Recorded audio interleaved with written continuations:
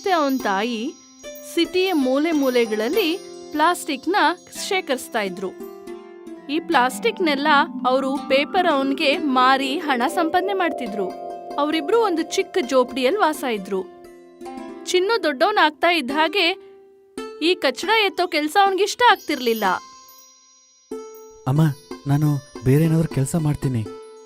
Daily ಈ ರೀತಿ ಕಸದಲ್ಲಿ ಕೆಲಸ ಮಾಡೋದು ನಂಗೆ ಒಂಥರ ಇದೆ ಅಮ್ಮ. ನನ್ಗೂ ಕೂಡ ಇಷ್ಟ ಆಗಲ್ಲ ಮಗ್ನೆ. ಆದ್ರೆ ನಿಮ್ ತಂದೆ ಹೋದ್ಮೇಲೆ ನನಗ್ ಬೇರೆ ಯಾವ್ದೋ ಕೆಲ್ಸ ಗೊತ್ತಾಗ್ಲಿಲ್ವಲ್ಲ, ಅದಕ್ಕೆ ಬೇರೆ ಏನೂ ಮಾಡಕ್ಕಾಗ್ದೆ ಇದನ್ನೇ ಮಾಡ್ದೆ. ನಾನು ಸಂತೆಯಲ್ಲಿ ಒಂದು ಅಂಗಡಿಯಲ್ಲಿ ಮಾತಾಡ್ದೆ. ಅವ್ರಿಗೆ ಗೂಡ್ಸ್ ತರೋದಕ್ಕೆ ಒಂದು ಆಳ್ಬೇಕಂತೆ. ತಿಂಗಳಿಗೆ 3,000 ಸಂಬಳ. ಇದಂತೂ ತುಂಬಾ ಒಳ್ಳೇದಾಯ್ತು. ನೀನ್ ಇಷ್ಟೊಂದ್ ಸಂಪಾದನೆ ಮಾಡಿದ್ರೆ ನಾವು ಪ್ಲಾಸ್ಟಿಕ್ ಎಲ್ಲ ಹುಡ್ಕೋದೇ ಬೇಡ.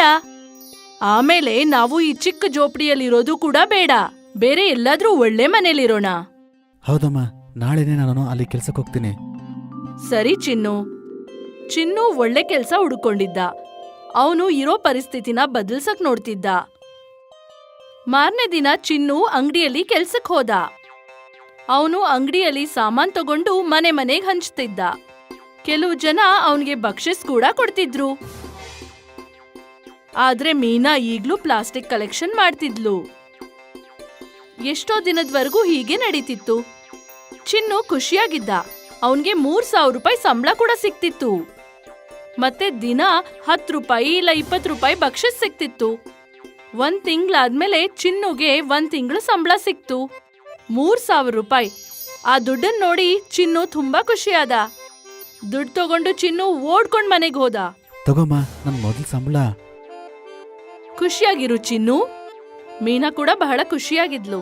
ನಾಳೆಯಿಂದ ನೀನು ಪ್ಲಾಸ್ಟಿಕ್ ಹಾಕ್ಬೇಡ. ಇವತ್ತಿಂದ ನಿಂಗೋಸ್ಕರ ನಾ ಕೆಲಸ ಮಾಡ್ತೀನಿ. ನೀನು ಮನೆಯಲ್ಲಿ ರೆಸ್ಟ್ ತಗೋ. ಸರಿ, ಇಂಥ ಮಗ ಎಲ್ಲಾ ತಾಯಂದ್ರಿಗೂ ಸಿಗ್ಲಿ. ಮೀನಾ ಚಿನ್ನುಗೆ ಮುತ್ತು ಕೊಟ್ಲು. ನಿಧಾನವಾಗಿ ಅವರ ಪರಿಸ್ಥಿತಿಗಳು ಸರಿ ಹೋಗ್ತಿದ್ವು. ಚಿನ್ನು ದಿನ ಅಂಗಡಿಯಲ್ಲಿ ಕೆಲಸ ಮಾಡ್ತಿದ್ದ.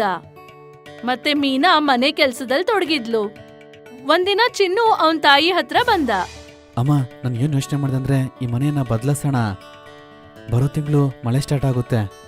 ಎಲ್ಲ ಕಡೆ ನೀರು ಬರುತ್ತೆ. ಟೆರೆಸ್ ಎಲ್ಲ ಹೋಲಿದೆ. ಎಲ್ಲ ಮಳೆಗಾಲದಲ್ಲೂ ನಾವು ತುಂಬಾ ಕಷ್ಟಪಡ್ತಿದೀವಿ. ನನಗ್ ಗೊತ್ತಿದೆ ಚಿನ್ನು, ಆದ್ರೆ ನಮ್ಗೆ ಬೇರೆ ಯಾವ್ದು ದಾರಿ ಇಲ್ವಲ್ಲ. ನಿನ್ ಸಂಬಳ 3,000 ರೂಪಾಯಿ. ಅದ್ರಲ್ಲಿ ಈ ಜೋಪಡಿಗೆ 1,000 ಬಾಡ್ಗೆ ಹೋಗುತ್ತೆ.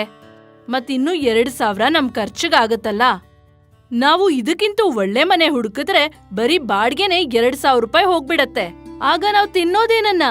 ಚಿನ್ನುಗೆ ಅವನ್ ತಾಯಿ ಹೇಳಿದ್ದು ಗೊತ್ತಾಯ್ತು.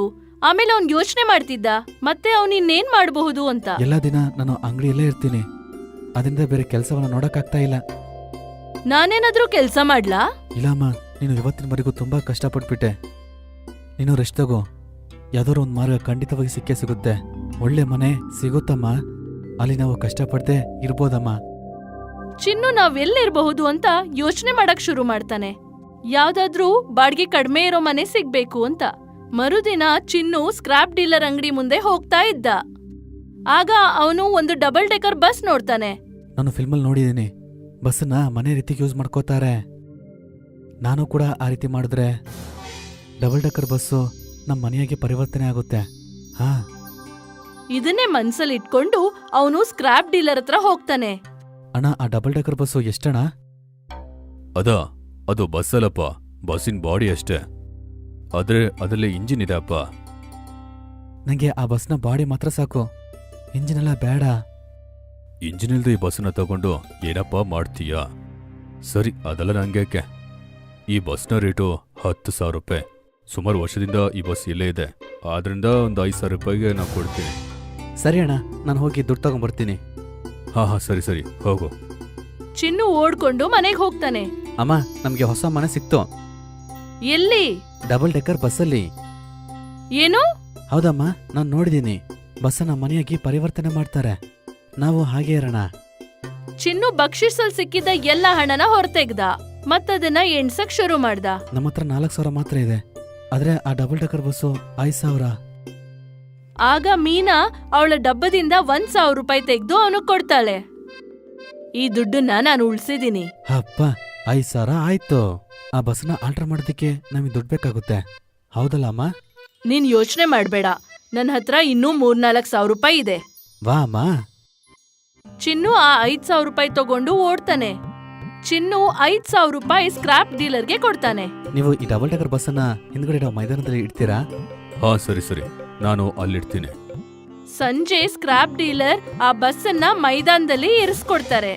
ಮತ್ತೆ ಚಿನ್ನು ಮತ್ತೆ ಮೀನಾ ಅದ್ರ ಮೇಲೆ ಕೆಲ್ಸ ಶುರು ಮಾಡ್ತಾರೆ. ಚಿನ್ನು ಒಂದು ವೆಲ್ಡರ್ನ ಕರ್ಸಿ ಅದರಲ್ಲಿದ್ದ ಎಕ್ಸ್ಟ್ರಾ ಸೀಟ್ಸ್ನೆಲ್ಲ ತೆಗೆಸ್ತಾನೆ. ಮತ್ತೆ ಬಸ್ ಒಳಗಡೆ ಒಂದು ಅಡ್ಗೆ ಮನೆ ಕೂಡ ಮಾಡಿಸ್ಬಿಡ್ತಾನೆ. ಮತ್ತೆ ಮೇಲ್ಗಡೆ ಇದ್ದಂತ ಸೀಟ್ಸ್ ಎಲ್ಲ ತೆಗ್ಸಿ ಅಲ್ಲಿ ಬೆಡ್ರೂಮ್ ಮಾಡಿಸ್ತಾನೆ. ನಿಮ್ ಮನೆ ತಯಾರಾಯ್ತು. ತುಂಬಾ ಧನ್ಯವಾದ ಅಣ್ಣ. ಆಗ ಮೀನಾ ವೆಲ್ಡರ್ಗೆ 2,000 ರೂಪಾಯಿ ಕೊಡ್ತಾಳೆ. 2 ದಿನ ಕಷ್ಟಪಟ್ಟು ಕೆಲಸ ಮಾಡಿಸಿದ್ಮೇಲೆ ಮೀನಾ ಮತ್ತೆ ಚಿನ್ನುನ ಡಬಲ್ ಡೆಕರ್ ಬಸ್ ರೆಡಿ ಆಗುತ್ತೆ.